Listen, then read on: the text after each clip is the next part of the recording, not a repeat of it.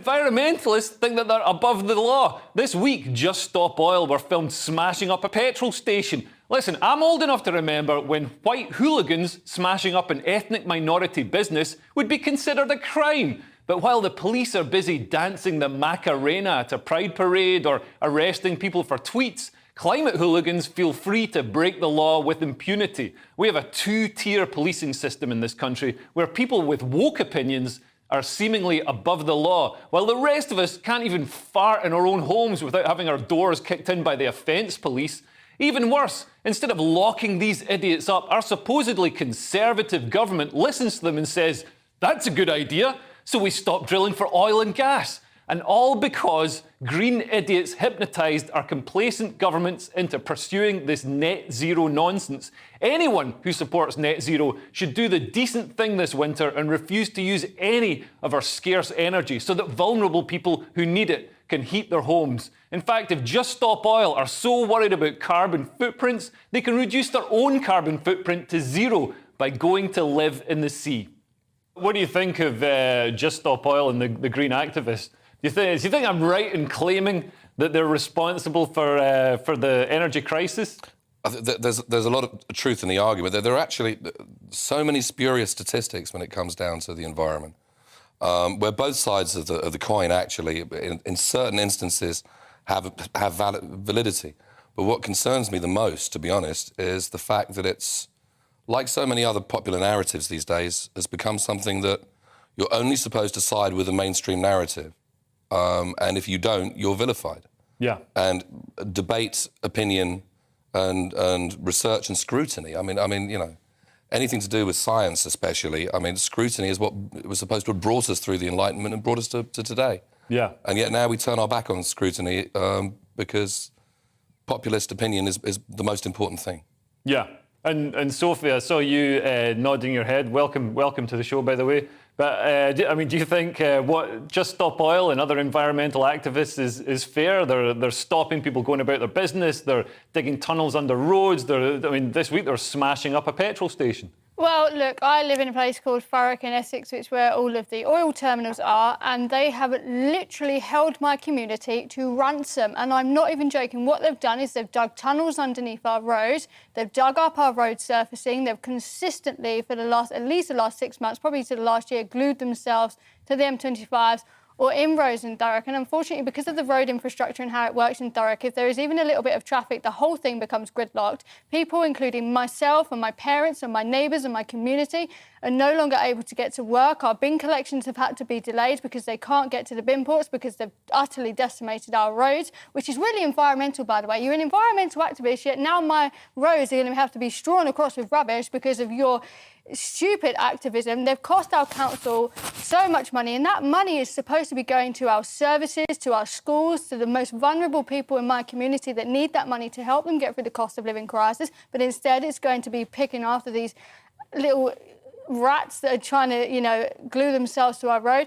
And it's just so frustrating. And the thing that annoys me the most, Leo, so I spoke to them, and they're from the likes of Norwich, they're from the likes of Cambridge. So unless they've rowed down the River Thames, they've used oil to get to Thurrock. So I don't get what gives them the right, and almost how dare they come to my community and hold my community to ransom and make our lives hell for the last 6 months. Innocent working class people that have absolutely nothing to do with any of the decisions. We have no power over any of these decisions. They've come to my community, held us to ransom, made our life hell, when they themselves haven't got their own homes in order. The glues that they're using has got oil in it. They come in here, the clothes they're wearing have got oils in it. But one of my favourite things they ever did was they chained themselves to a tanker, and it was a cement tanker, not an oil tanker. So clearly they're not very brainy either. Oh my God, that's amazing. So Chris, we heard from Sophie there. She's obviously very much on the fence. She sees, the good that these environmental activists are doing. What do you think yourself? And it's great to speak to you, by the way. Oh my God, you're a legend of sport and broadcasting. Well, I don't know about that, Leo, but fantastic monologue. I laughed so much at so many of your wonderful little quips there. Look, they've obviously got some sort of point and some sort of grievance, but they're going about it the wrong way. They're obviously very, very desperate to do some of the things that Sophie was saying that in her community. But criminal damage is criminal damage. I don't understand how we are so tolerant that these people don't get locked up. You have got a right to protest. I understand that. But you haven't got a right to damage other people's property. You haven't got the right to stop the general public from going to work. There are some, that you have to, these rights that we have in the United Kingdom are also balanced off with responsibility to your fellow citizens within the United Kingdom. I'm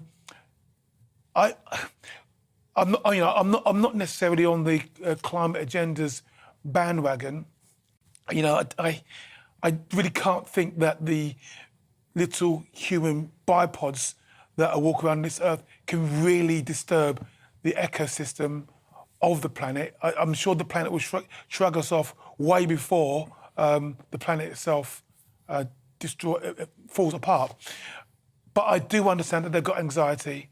I do understand that they're desperate. And if you really, really, really thought that the world's going to end in the next 10 minutes, you might want to do something about it. I guess these guys really believe that. Yeah, they could do something about it by gluing themselves to their own driveway and not driving all the way to Thurrock. And here's the thing, people claim that they're scared of climate change. Well, we've got the likes of Prince Harry, who literally flew to a polo game, the royal family. If any of them were actually scared of climate change, you would think, and it's the same thing with COVID, with our government, if they were actually scared, they would alter their own actions. And that includes for them, stop owning multiple houses, multiple cars and multiple planes, or COVID, stop partying. But here's the thing, they will fly everywhere. They'll go to their polo games, they'll go to their favourite restaurants, but God forbid, someone like me or you wants to go to Benidorm once a year, if we're lucky, which we can't afford to right now because of them, we all of a sudden become the people that are responsible for climate change. They want us to believe that us with our once-a-year flights, our one house, our one car, are somehow more responsible for climate change than they are. And it's not true. And I'm not going to feel guilty for doing things and living like a normal human being and heating my home while they get to live the way that they are. And none of them care. If you think Greta Thunberg or the World Economic Forum cares about the fact that people in our country can't heat their homes or can't eat or can't get to work, they don't.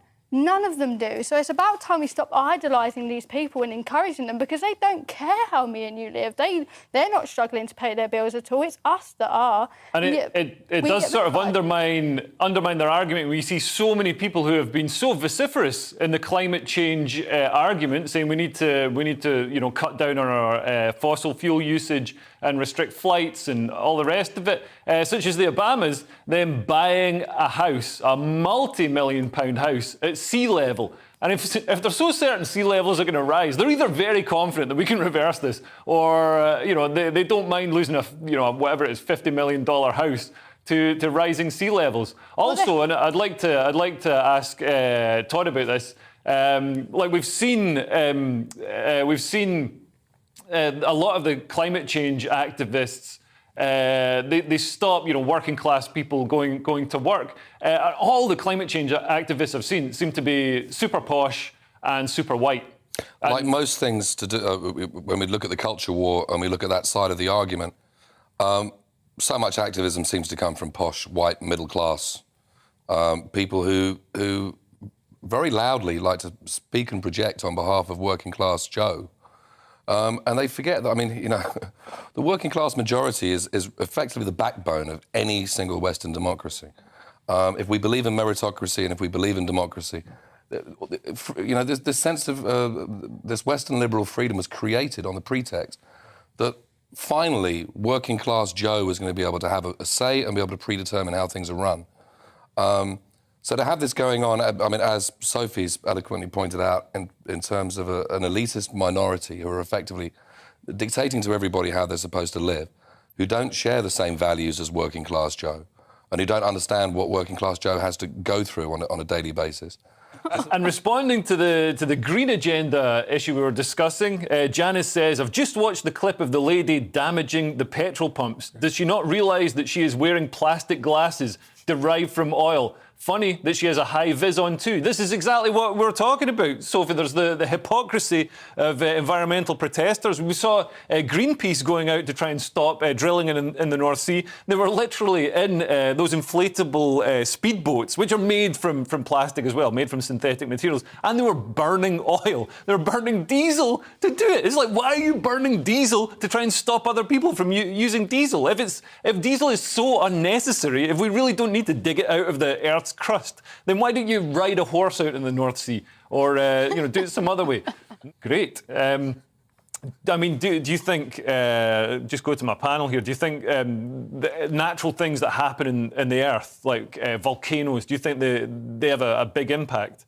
Well, I mean, look, there are always patterns, weather patterns, the elliptical nature of the orbits. And so sometimes it's a little bit warmer, sometimes a little bit colder, depending upon how things are orbiting. There are always going to be winds and hurricanes and volcanic eruptions.